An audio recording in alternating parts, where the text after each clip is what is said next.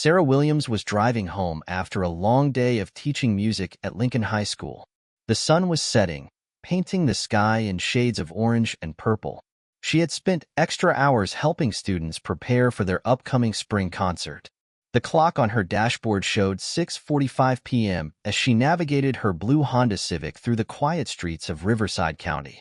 Unbeknownst to Sarah, Officer James Morrison was parked in his patrol car near the intersection of Maple and Oak Street. He had been having a particularly frustrating day of having to deal with several disturbing cases. As Sarah's car passed by, Morrison noticed her temporary inspection sticker. It was, in fact, valid, but partially obscured by a shadow. Another one of these, Morrison muttered to himself, flicking on his patrol car's lights. Had been on the force 8 years now, and lately, his colleagues had noticed how short his fuse was, how quick he was to judge. Sarah's heart immediately started racing as flashing lights filled her rearview mirror. A 34-year-old black woman who had lived in this community all her life. She had heard too many stories about routine traffic stops going wrong. She did exactly what her parents had taught her years ago. Turn on the interior lights, keep hands visible on the steering wheel, and remain calm. She pulled over into a well-lit parking lot of a small shopping center. A few evening shoppers were walking to and from the grocery store, and the local coffee shop was still open. Sarah considered this a small comfort. There were witnesses around. Officer Morrison stepped out of his patrol car.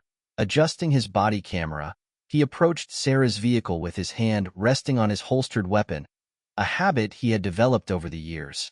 The one that often escalated tensions unnecessarily.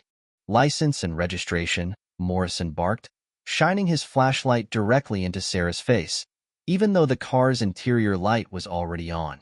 His tone was harsh, unnecessarily aggressive. Sarah spoke softly but clearly. "Good evening, officer. My license and registration are in the glove compartment. I'm going to reach for them." "Now if that's all right." Morrison didn't say a word, just stood there with an expressionless face. His face was well visible in Sarah's side mirror. His jaw clenched, his eyes slitted with suspicion. As Sarah tentatively reached for her glove compartment, she noticed a young woman outside the coffee shop who had stopped to observe the exchange. The woman, Emma Chen, a regular, had already whipped out her cell phone and started recording. It was a habit many people had started in recent years. "I haven't got all night," Morrison growled, tapping his flashlight against the car window. "What's taking so long?" Sarah's hands trembled slightly as she retrieved her documents. "Here you are, officer," she said, holding them out. "May I ask why I was pulled over?" Instead of answering her question, Morrison snatched the documents from her hand. He studied them with exaggerated scrutiny, shining his flashlight on each detail, even though they were perfectly visible in the car's interior light. "Step out of the vehicle," Morrison demanded suddenly. "Officer, I don't understand. I provided my documents and ID. Like to know why I'm being asked to exit my car?" Sarah's voice remained steady, though her heart was pounding. More people had gathered near the coffee shop now. Emma Chan had been joined by 2 other bystanders with phones recording. The coffee shop's barista, Tom Martinez, had stepped outside to watch. "I said step out of the vehicle." Morrison's voice rose sharply. His hand moved back to his holster, a movement that didn't go unnoticed by the growing crowd of onlookers. Sarah took a deep breath. "Officer, I am not legally required to exit my vehicle without probable cause. Please tell me why I was pulled over." Morrison's face reneged. In his 8 years on the force, he had grown accustomed to immediate compliance with his commands. The fact that this woman knew her rights and was calmly stating them only seemed to anger him more. Unknown to both Sarah and Officer Morrison, this moment would soon become a turning point in both their lives. The next 4 minutes would not only go viral across social media, but would also spark a chain of events that would transform their community's approach to policing and civil rights. As evening air grew tenser and more phones recorded, more witnesses gathered, a decision was made by Ed and Officer Morrison that would change everything. Officer Morrison's face turned a deeper shade of red as he reached for Sarah's car door handle. Parking lot lights cast harsh shadows across his features, making his expression appear even more menacing. Without warning, he yanked the door open with such force it bounced back slightly. "I'm not going to tell you again," Morrison growled, unclipping his radio. "Exit the vehicle now, or I'll have to remove you myself." Sarah sat still, her hands visible on the steering wheel, A decade plus of teaching had taught her to remain calm in any tense situation. "Officer, respectfully, am asking you to call your supervisor. I've done nothing wrong." The crowd outside the coffee shop numbered around 15 now. Imogen, camera still rolling, was now live streaming on social media. Tom Martinez, the barista, had dialed the local news station where he described the scene as it was unfolding. "That's it," Morrison said, reaching into the car and taking Sarah's arm in a tight grip. Sarah gasped at the sudden contact, but she did not fight Morrison's grip as he started pulling her out of the vehicle. "Please stop. You're hurting me." Sarah's voice was firm and steady, even as Morrison dragged her out. Her phone slipped from her lap to the pavement, where its screen cracked on impact. Someone in the crowd yelled, "This isn't right." Another shouted, "We're all recording this." Morrison seemed to be on autopilot, operating off some muscle memory of unchecked power clouding his judgment. He pulled Sarah away from her car, forcing her arms behind her back. Sarah winced, but continued to speak calmly. "I am a teacher at Lincoln High School. I have no criminal record. There is no reason for this treatment," she stated loudly and clearly, making sure the recording bystanders could hear her words. Just then a familiar voice cut through the tension. "Morrison, stand down, Sergeant."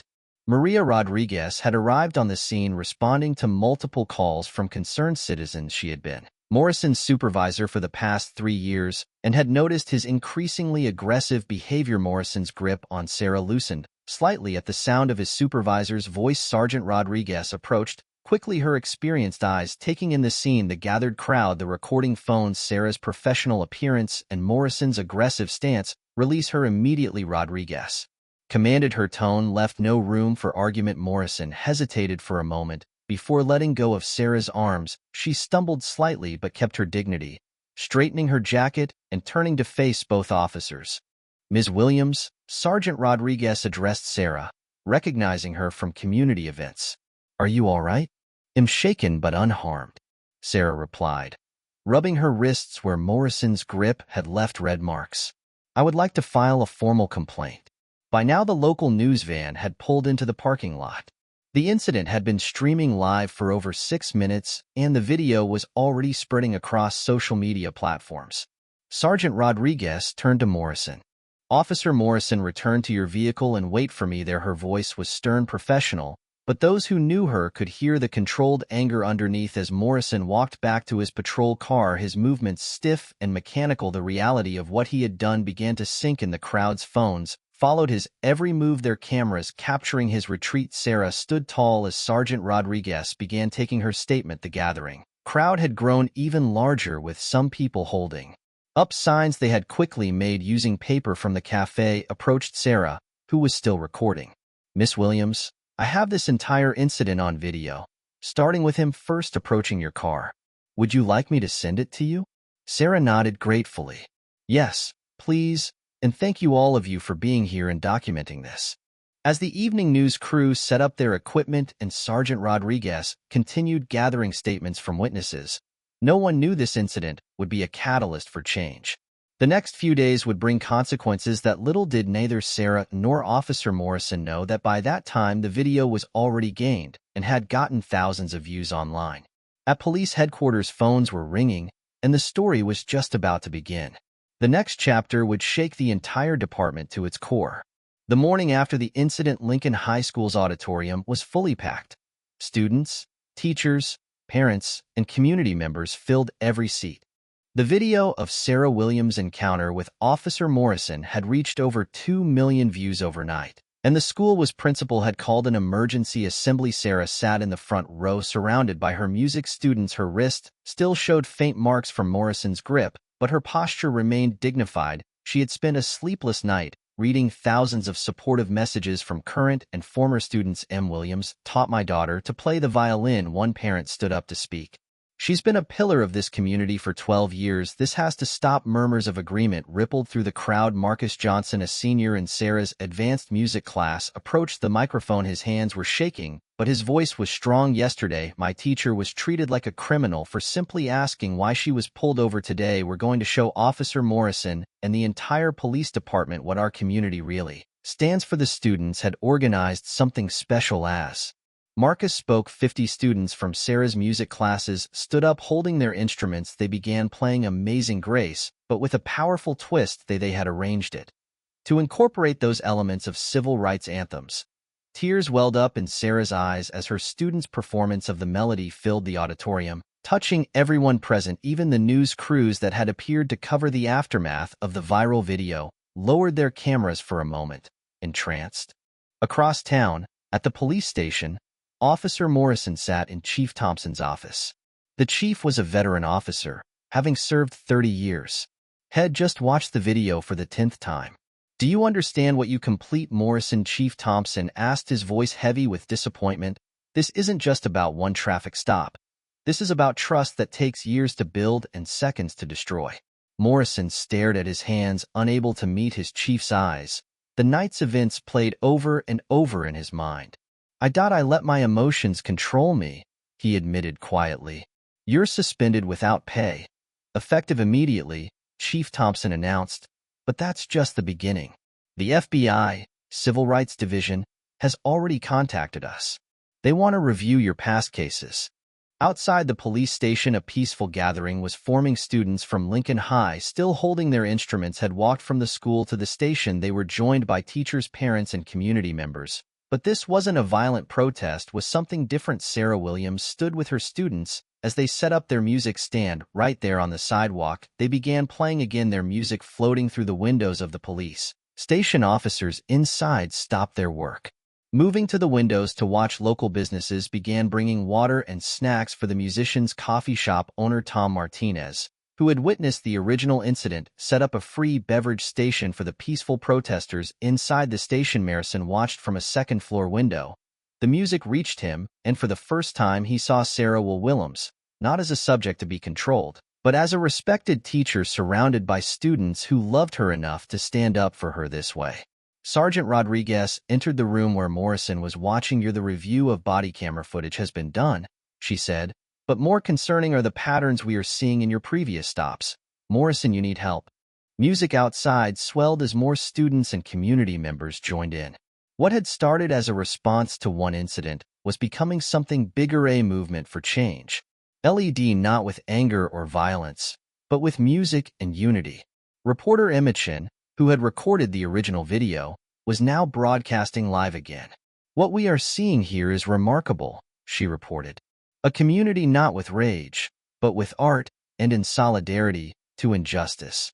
The question now is, will it spur actual change in how our police department functions?" As the day wore on, no one could have predicted what would happen next. The music playing out outside the police station was about to reach ears far beyond their small community, and Officer Morrison's journey was about to take an unexpected turn. The sun began to set on day 3 since the incident, but this story was far from over. The real transformation was only just beginning. The following morning, Officer Morrison sat in his living room alone, looking into the laptop on the table in front of him. His police badge was on the coffee table, a reminder that he had been suspended. There was the video playing, on repeat, of his confrontation with Sarah Williams. Yet today was different. After 3 sleepless nights, he finally saw it through new eyes.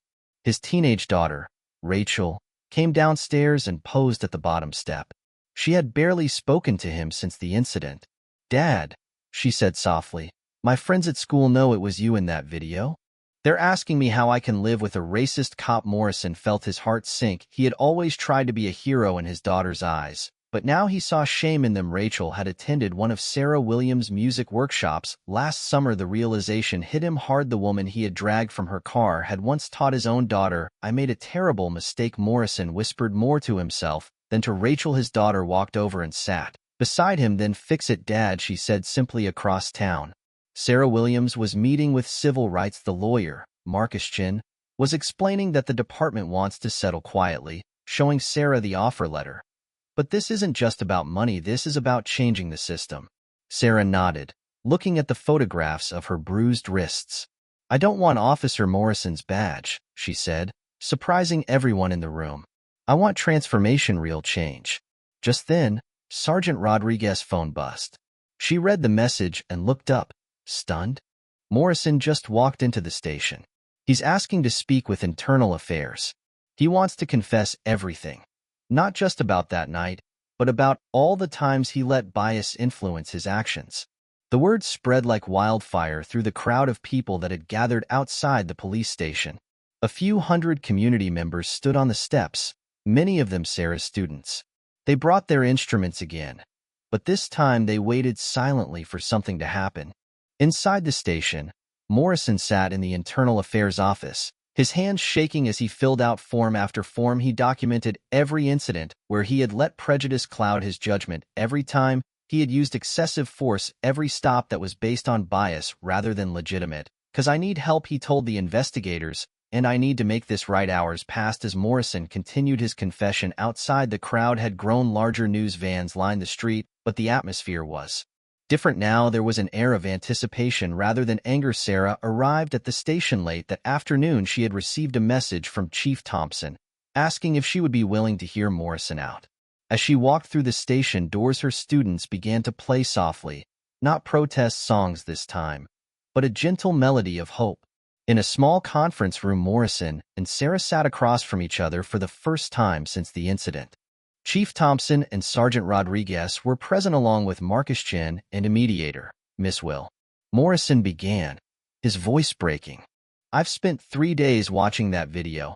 Seeing himself be everything I swore to oppose. My daughter helped me see what I became." He paused, summoning his courage. "I'm not asking for forgiveness. I'm asking for a chance to be part of the solution." Sarah studied the man before her, the aggressive officer from the video gone, replaced by someone who looked tired, humbled, and genuinely remorseful. "Officer Morrison," she replied carefully, "forgiveness isn't given in a moment. It's earned through actions. Are you ready to do the real work?" Morrison nodded, tears in his eyes. "Yes, whatever it takes." Outside, the sun was setting. The music had stopped, and the crowd waited in silence. Nobody knew that inside that small conference room something unprecedented was taking shape, a plan that would not only address one incident of bias, but would aim to transform an entire department approach to community policing. As they turned to evening, both Sarah and Morrison knew that the hardest part of their journey was still ahead. The real test would be what happened next, whether one moment of confrontation, lasting change, could really bring about. 1 week following the conference room meeting,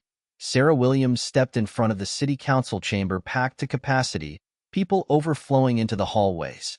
Officer Morrison sat in the back row, out of uniform, listening intently as Sarah addressed the council. "I'm not here to demand punishment," Sarah began, her voice clear and steady. "I'm here to propose a solution." She revealed to them the comprehensive plan that she, Morrison, and a team of community leaders had labored over for the past week.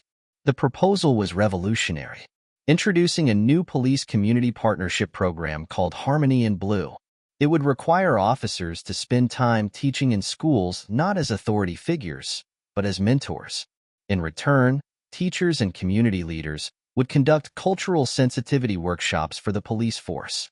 "Officer Morrison and I will co-lead this program," Sarah announced, causing whispers to ripple through the crowd. Sometimes the deepest change comes from the most unexpected partnerships.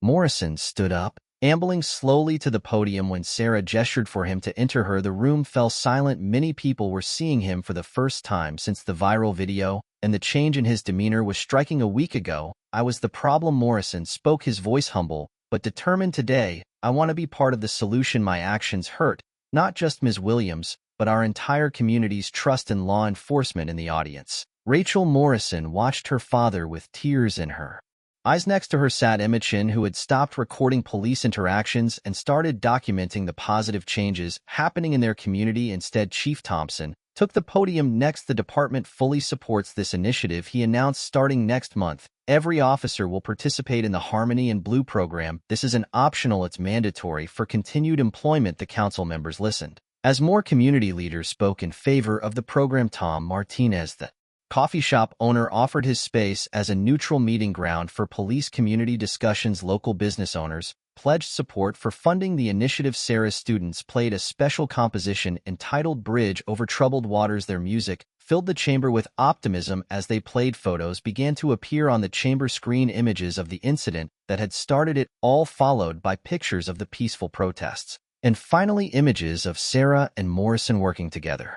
On the new program, during a break in the council meeting, Morrison approached Sarah privately. "My daughter asked if she could join your music class next semester," he said quietly. "I understand if you're not comfortable with that." Sarah smiled genuinely for the first time in his presence. "Rachel is welcome in my class," she replied. "This is what change looks like, one person, one family at a time." The council voted unanimously to approve and fund the Harmony in Blue program. As people filed out of the chamber, something unexpected happened. Morrison's fellow officers who had been watching the proceedings formed a line. One by one, they turned in applications to be first rampart. One participants in the program, Sergeant Rodriguez, watched something to show off. "And it's not damage control," she said to one reporter.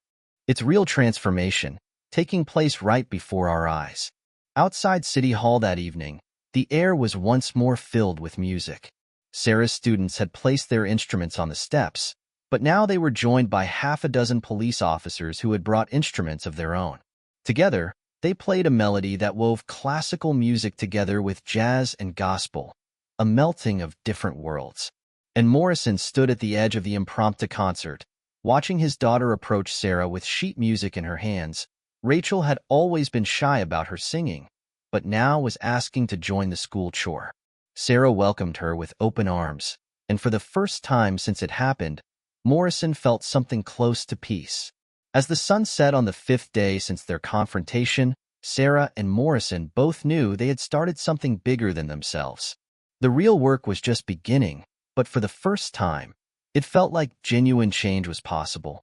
As night fell, a harmony of healing and hope wafted through the streets of their redeemed neighborhood. 2 months into the Harmony and Blue initiative, Officer Morrison entered Lincoln High School in plain clothes. Today, he was scheduled to lead a class on community relations. But today was a little different. As he walked by the music room, he heard his daughter Rachel rehearsing with the choir under Sarah's direction. The police department was transformed in many ways. Every officer now wore a small blue music note pin on their uniform, a symbol of their commitment to the program. Morrison touched his own pin, remembering how far he come since that fateful evening in his assigned classroom. 20 students waited for him. These weren't just any students, they were specifically chosen because they had negative experiences with law enforcement. Among them was Marcus Johnson, the senior who had organized the musical protest today. Morrison began, "I'm not here to defend the police, I'm here to listen to your stories." His voice had lost its former harshness, replaced by an actual warmth that was astonishing to him. Even students took turns sharing their stories. Morrison listened, without comment, taking notes, occasionally daubing away tears from his eyes. When Marcus talked about being pulled over 3 times in 1 month for driving his mother's nice car, Morrison felt a deep shame, remembering similar stops he had conducted. Down the hall, Sarah was with a group of police officers who had joined her chore. The sight of uniformed officers learning to sing with students have become a normal part of school life today. They were practicing for a special community concert. During lunch break, Morrison sat in the teacher lounge, a place that would have been unimaginable for him months ago. Sarah joined him, carrying 2 cups of coffee. Their once tense relationship had evolved into a cautious but genuine friendship. "Your daughter has an amazing voice," Sarah said, sliding 1 coffee cup towards him. "She's going to solo in next week's concert." Morrison smiled proudly. "Rachel told me you've helped her overcome her stage fright. I never knew she had it. I guess there were a lot of things I didn't know about my own daughter before all this." The afternoon brought another milestone. Department had started a new initiative where officers would patrol on foot, stopping to talk with residents and business owners. Morris and walked his beat with a new partner, a community liaison trained in conflict resolution. They passed Tom's coffee shop where the incident had occurred. Tom waved them in for their regular afternoon check-in. The shop had become a meeting place where police officers and residents came together to talk informally over cups of coffee. "Officer Morrison," Tom called out, "your usual." The normality of it was a small thing that would have seemed impossible 3 months ago brought a lump to Morrison's throat.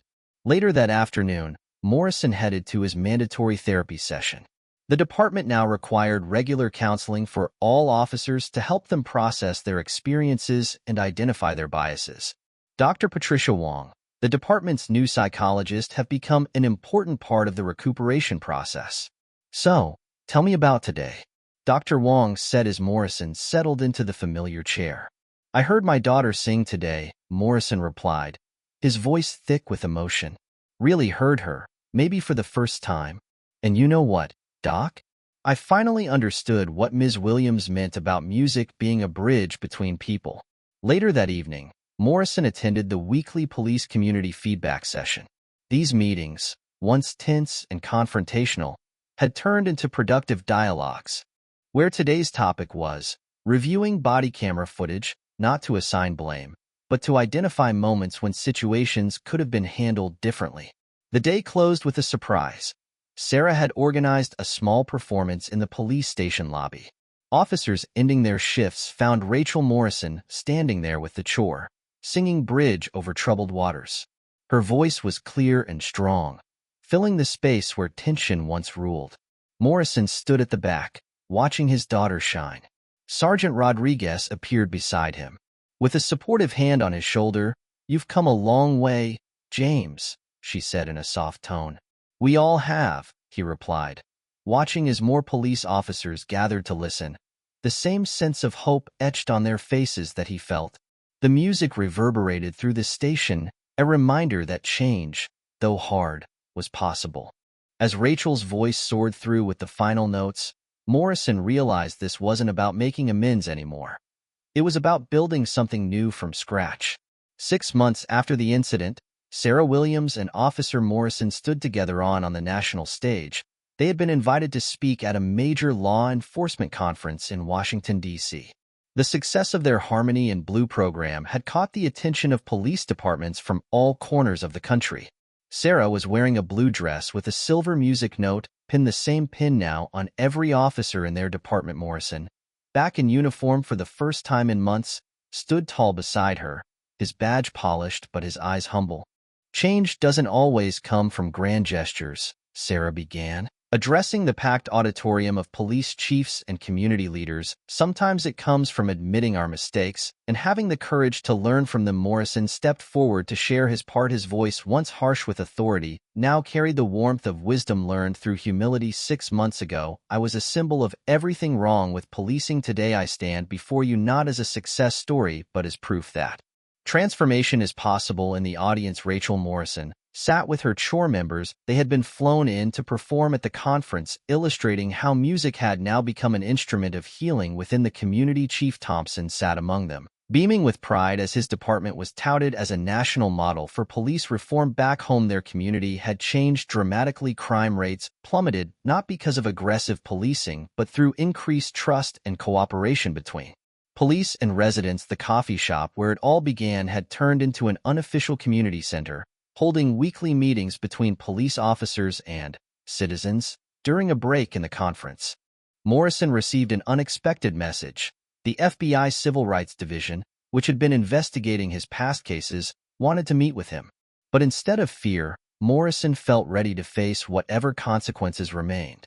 "They'll go with you?" Sarah offered, surprising both herself and Morrison. "We're in this together now." The FBI meeting revealed something extraordinary. Other officers across the country, inspired by Morrison's honesty about his past mistakes, had begun coming forward to address their own biases. A movement was afoot, and it had begun with that one viral video.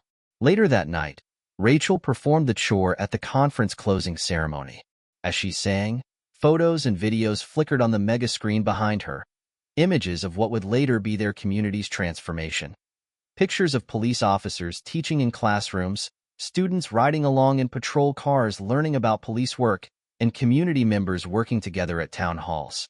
Morrison watched his daughter sing. Remembering how she had once been ashamed of him, now she spoke proudly of her father's part in the change of their community. Sarah stood beside him, conducting the chore with graceful movements that seemed to weave everyone in the room together. After the performance, police chiefs from major cities approached them. They wanted to know how to implement similar programs in their communities.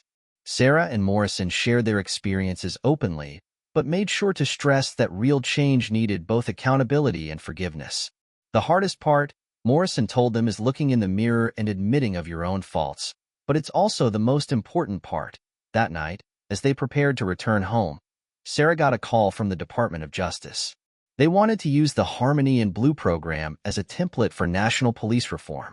What had started as a response to a crisis was becoming a blueprint for change across the country. On the flight home, Morrison sat next to his daughter, who was reading sheet music for an upcoming performance. Sarah sat across the aisle working on plans to the program that originally consisted of only 3 participants.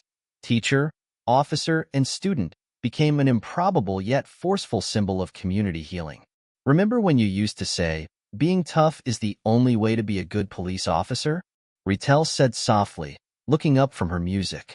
Morrison nodded with a mixture of shame and grating for how far he had come. "I think you're better now than you were ever then," Rachel continued, squeezing his hand. Sarah overheard the conversation and smiled. The next phase-in would begin, and she knew that their story would inspire others to believe in the possibility of real change. As their plane descended toward home, the setting sun painted the sky in brilliant colors, much like it had on that fateful evening 6 months ago. But now, instead of division and anger, the community was filled with harmony and hope. 1 year to the day after the incident, the community gathered in the renovated town square, the space that had once been just a parking lot where Sarah was wrongfully detained have been by that time, had been transformed into a Unity Plaza featuring a permanent outdoor stage and a memorial fountain. Sarah Williams approached the podium, surveying a sea of faces.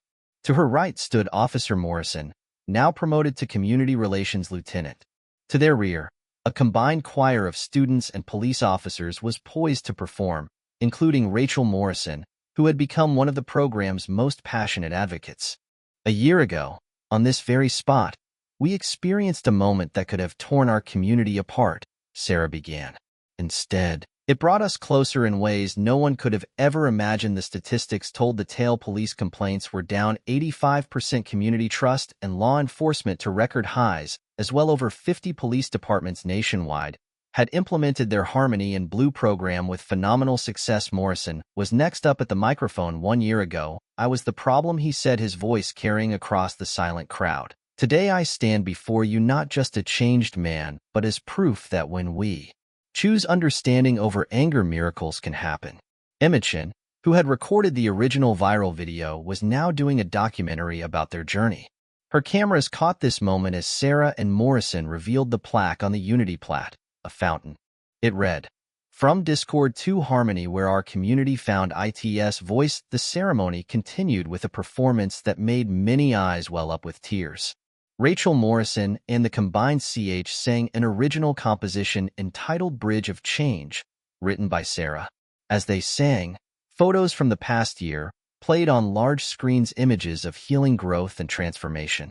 Chief Thompson announced his retirement during the ceremony, but not before revealing his final act as chief. The department had created a permanent position of Community Harmony Director, and both Sarah and Morrison would co-lead it. "Sometimes the best leaders are those that have learned from their mistakes," Thompson said, pinning new badges on both Sarah and Morrison. These badges were different.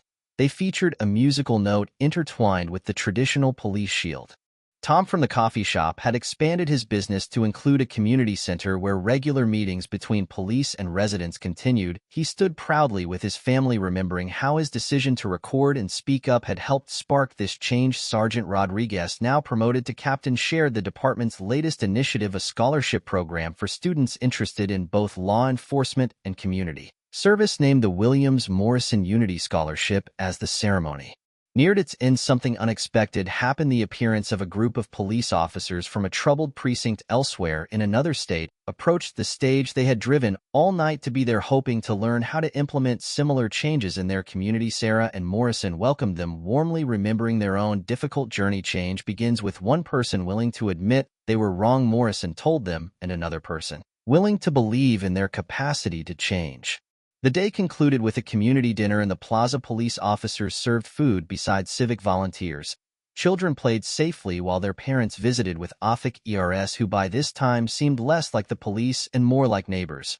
Rachel Morrison, taking a break from performing, sat with her dad and Sarah at a table near the fountain. "Remember when you asked me to fix it, Dad?"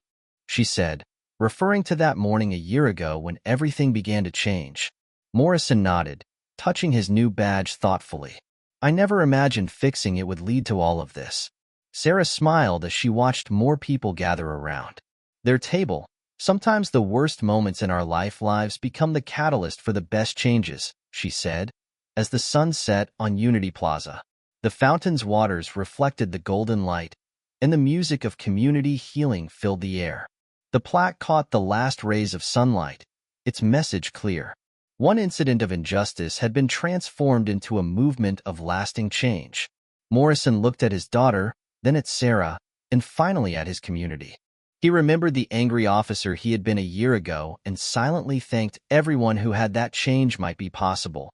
That the story of Sarah Williams and Officer Morrison was no longer some sort of viral video or the stuff of a local curiosity, was, rather, a blueprint for how the communities all across this nation could mend its deepest wounds and forge a brighter future together, one nope at a time.